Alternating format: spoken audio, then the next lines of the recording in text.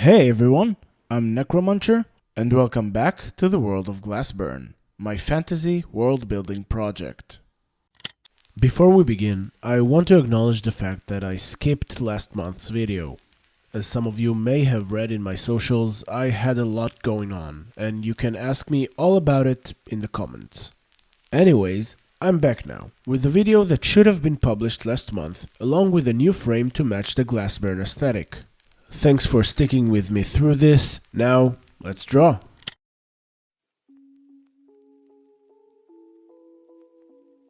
Wherever there's civilization, there's faith. If not outright religion, then a set of beliefs that guide society onwards. Many claim it is that grasp of something beyond what is present that separates us sapient species from wild souls who live in the moment. When trying to think of the civilization and society in the world of Glassburn, I couldn't help to think about the necessity of a central faith. This led me to think about branching and opposing faiths, the cultural significance of each such strand, mixed faith or pointedly faithless countries, and, well, you see how quickly this topic can get out of hand. So, I decided to focus on a single branch of a single religion that serves the purpose of exploring the Glassburn setting in the context of one society. Not because there aren't any other faiths and religions, but because I need to focus, or else this project isn't going anywhere. I still need to actually come up with the full history of the society itself at some point, but say it with me, I'll cover that in a future video. For today, the religion I wanted to create is the Order of Enlightenment.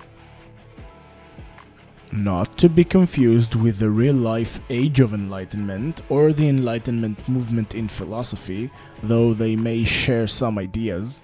The Enlightenment religion is, well, a religion.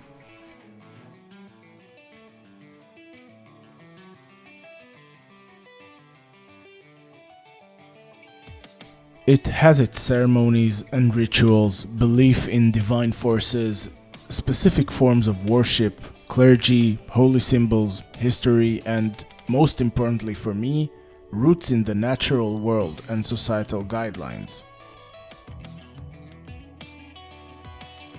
But before all those, what is the core of this religion?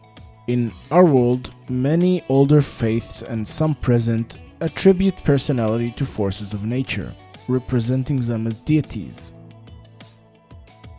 As faith systems around the world evolved, in many systems started to appear deities who embody concepts for the people to strive to, fear from, or want to overcome. This is roughly where I want this religion to be, in terms of content and mythology. I won't be touching the creation myth today because I didn't yet come up with one, or talk about sins, virtues, afterlife, or state and country, for various reasons.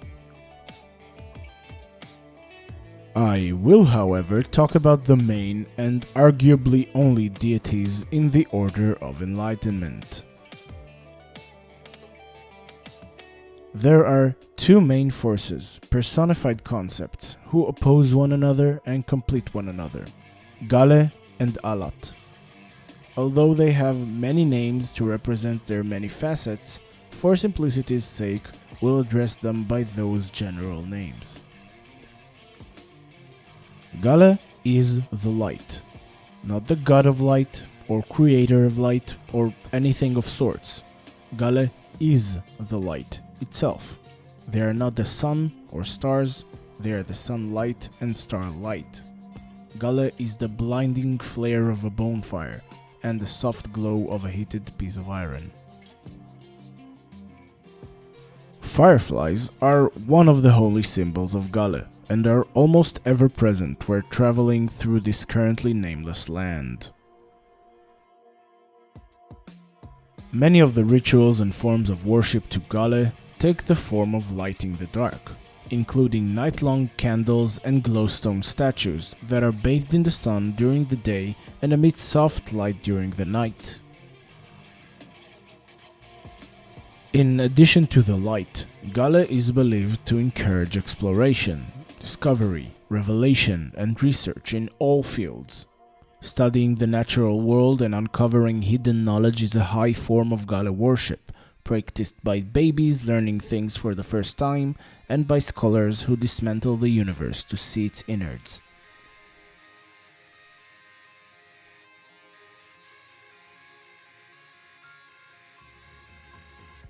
It is believed that Galle was once an all-knowing being, with the perfect sight and memory of all things light ever touched. But then, when the world of men was still young, came Allat the Jealous and hid all the knowledge from Galle. One thing alone Allat couldn't hold: fire, which they dropped to the world of men. Many died, but those who lived tamed fire and cultivated it, destined it to reveal more and more of Galle's stolen knowledge. Allat, despite how it sounds, is not evil. The concepts of good and evil aren't present in this divine struggle. Secrets, darkness, moderation of discovery, all those have their advantages. There exists a worship of Allat, mostly in the form of poetry and fantasy, where imagination and elaborate falsehoods take form in the world. However, not only art and masquerades are the domain of the hidden. Seeds of all types are believed to be the harmony of Allat and Galle, hidden at first, kept in the dark until it is time to sow, then kept in the ground, out of sight, until a bud pierces through, revealing a plant who feeds on Galle and Allat alike. For Allat is not darkness alone. They are the deep water and the invisible air, and the secrets of the earth, Elysium included. Divine depictions of Galle vary, but usually feature a flame with a halo of thorn-like rays. There are, pointedly, no depictions of Allat in any form. Depicting Allat in an art piece would be an insult to the deity, which might cause seeds not to bud or wells to dry. And I don't only say that because I don't want to draw them. I actually had some cool ideas, but I ended up accepting it as it is.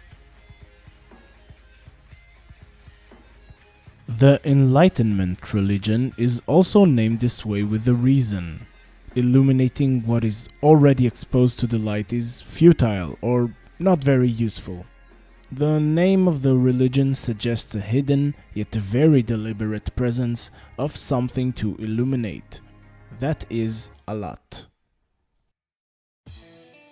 For the clergy of the Enlightenment, I had several concepts, some of them adopted from older pieces of art and some new things I toyed with the express purpose of designing something for Glassburn.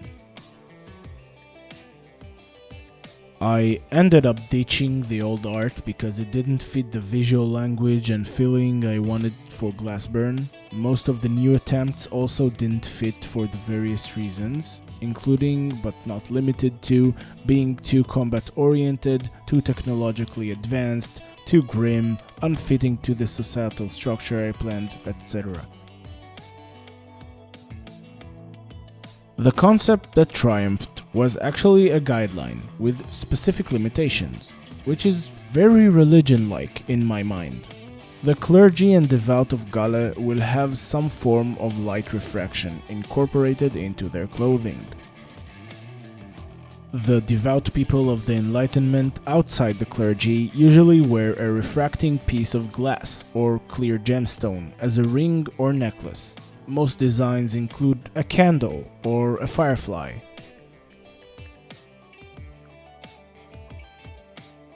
The luminar priests, in addition to a prism necklace, wear headpieces of varying shapes based on their position. These headpieces range from a bow with 7 pieces of differently tinted glass to the grand teurova, which is a 30 centimeter tall, crown-like, clear glass and white gold masterpiece, meant to reflect the light to its base colors, using hundreds of tiny prisms.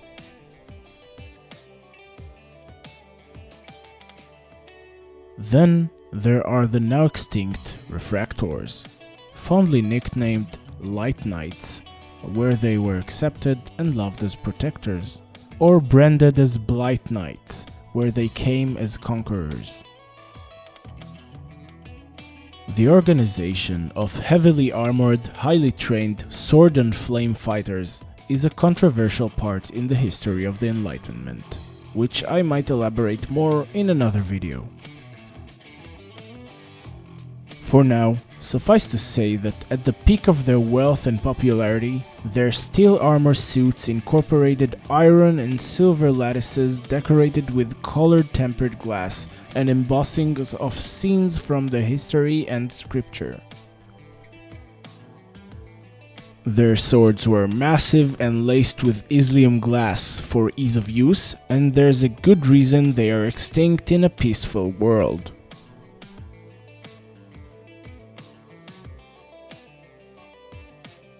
As for the devout of Allat, they would usually try to incorporate some form of cloak, gloves, veils, or a wide-brimmed hat into their outfit, with hidden pockets and compartments and added blessing. As a top priority, however, an Allat follower will make sure to always blend into the local fashion, matching the cut, designs, and materials. Now, if what comes to mind is some sort of a dark cult of evil worshippers bonded through loss and pain and darkness, that's not it. You must keep in mind that all Allat followers are also Galle followers after a fashion, and the other way around.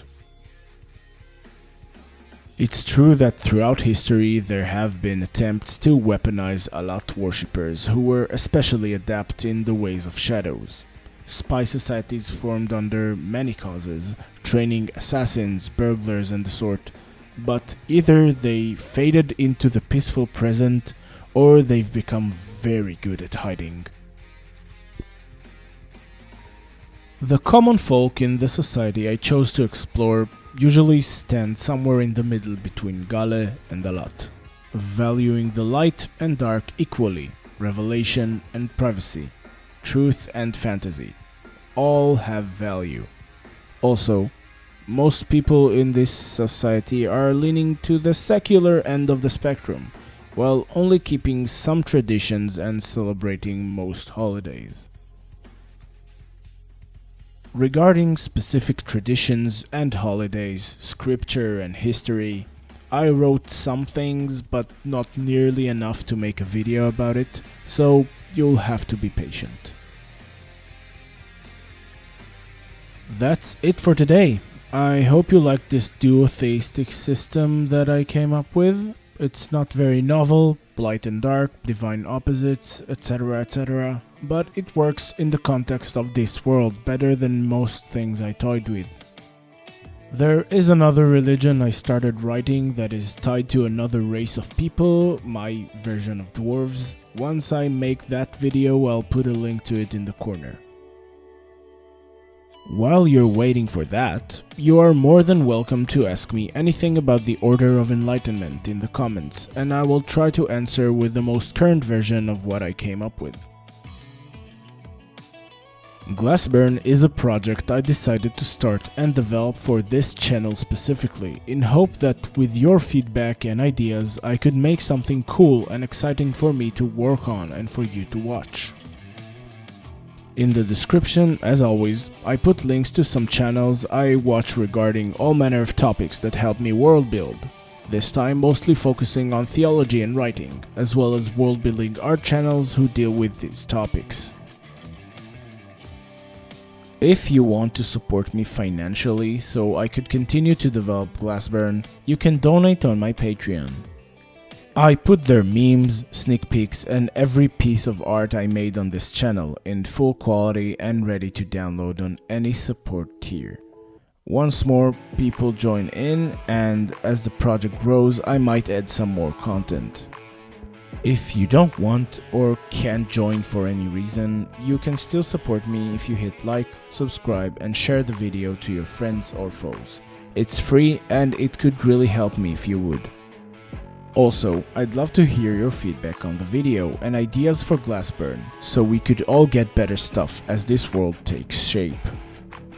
In the meantime, thanks again for watching, tell me in the comments what you want to see next, and for now, bye!